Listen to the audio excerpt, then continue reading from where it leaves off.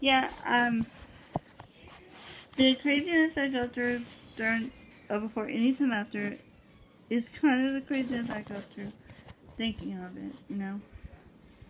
Well, number one, I go through reflection, like asking yourself what didn't, what did work, what could gone better. Well, my personal reflection is it's my reflection throughout the semester when I had some rough craziness in the first part. But what was good about it, and I'm not going crazy up in the details kind of thing, and make it too long, possibly. What was making good grades in my professor's classes, even with a withdrawal, I still ended on a strong note. Um,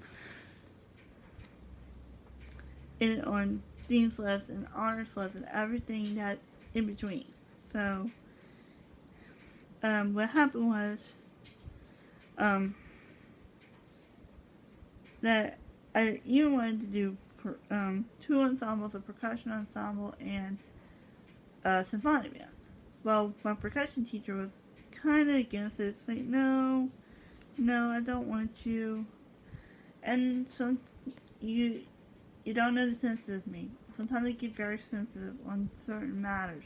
There are times like I can be in the hallway being very frustrated with things. Yeah. And I was like, why is he doing this to me? And why doesn't the other ones do it? But I had to really realize that things were for my best interest. So as soon as I dropped the class, I realizing, well, this is the point that went really well at that point afterwards. That I started boosting up my other grades from my other classes, and kind of ending with A's and B's, with that one W. That's okay. So, and that's how I ended on Dean's and Honors List. What could have been better for all things was to write everything down in a notebook and had better communication. That's part of the reason, too. It could have been better, They would have had an easier time with things, There would be less and less problems with things getting moved all the time. Number two. Well, classes. Because I do check with my classes every single time that new semesters occur.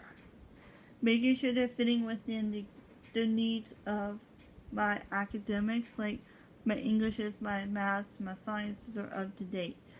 And if I have to take any music classes, I catch those up as well on the term. So this is another fun factor on me that's like, okay, just to make sure I'm not going to be behind and make sure it won't mess me up in the long shot of things. And, yeah. Okay. My third way that goes much into consideration during the summer in between semesters is emailing advisors if needed. Here's the reason why, because sometimes I could be adding classes before the term starts. And I just make sure it just would be deemed okay for me to add that class without them inputting too much or anything else. Just keep in mind, I might not always agree with what my advisor says, so, but I don't like to verbally say it sometimes. I just kind of, be a little silent on it. So my fourth reason, if I didn't really agree or if I should get kind of on situations, I'd go to email the department head. Especially I had a question on classes that I didn't know there was a choice over and all that kind of stuff. And he looks at it with me on this stuff and tells me, look, you're in the correct classes. And that is perfectly fine. That's another thing I like about this kind of situation because it helps really well. That communication between me and advisors and department head, I not had a problem with at all. We are on a good part. Okay, so number 6. Number 6, sorry, crap. Oh, shoot. Number 5, sorry. Let me rephrase. Number 5. Harder classes. Harder classes is a moment that, okay, I get challenging classes throughout certain terms. In certain classes that I don't like the most would be sciences and math sometimes, because those two are my hardest. So for sciences, I go to make sure it's an online class for a reason, because I want to make sure that I can do it on my own, That's how I worked for the biology before, and I did not, I think it was just over my head at the moment.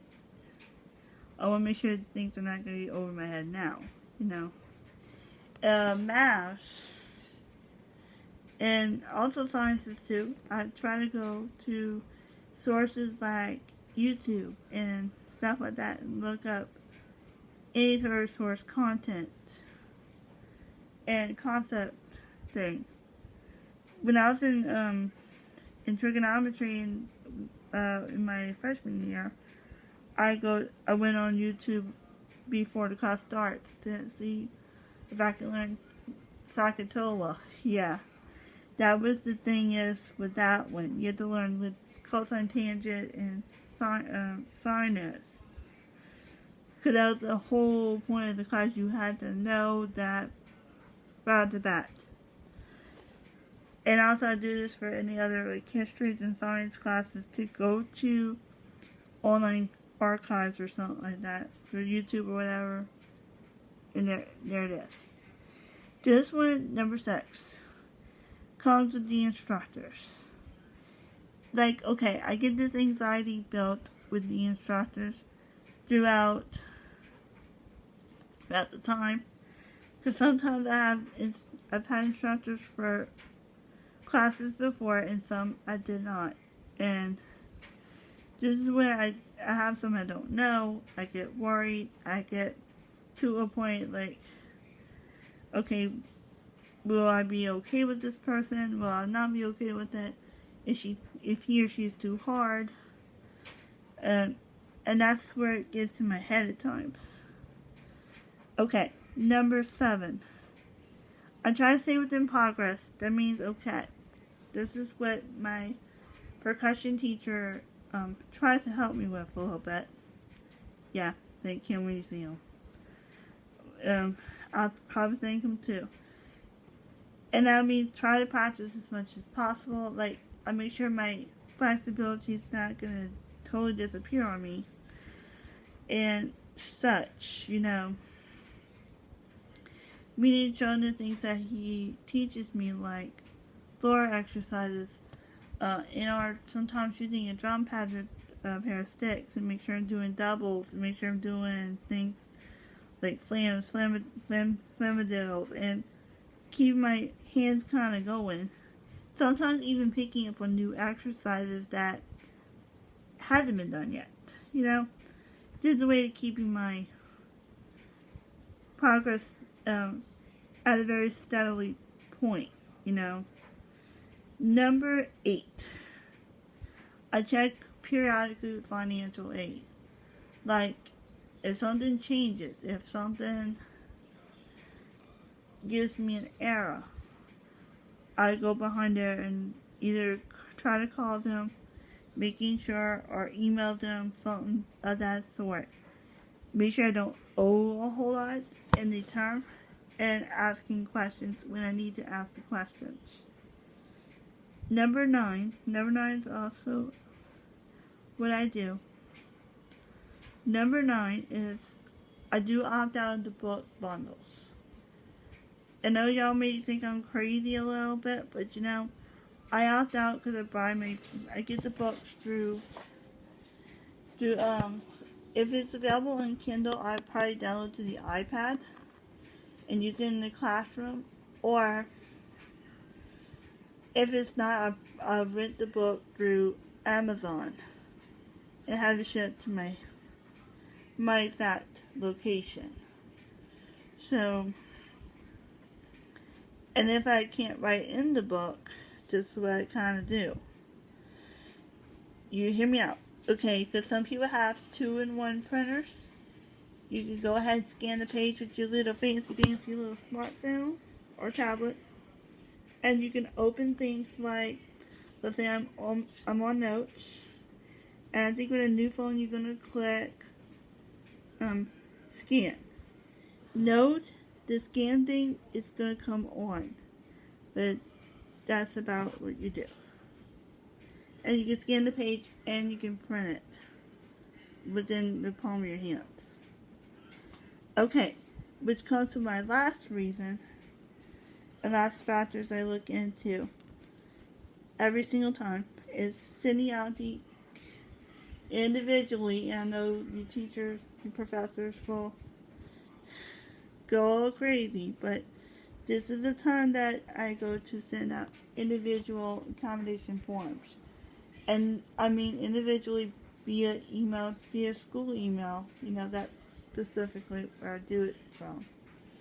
So I go to my Nichols account. I go to click, okay, one by one, go through my list of teachers. And if there's any new teachers, let's say I don't want to email the incorrect person, per se, you know,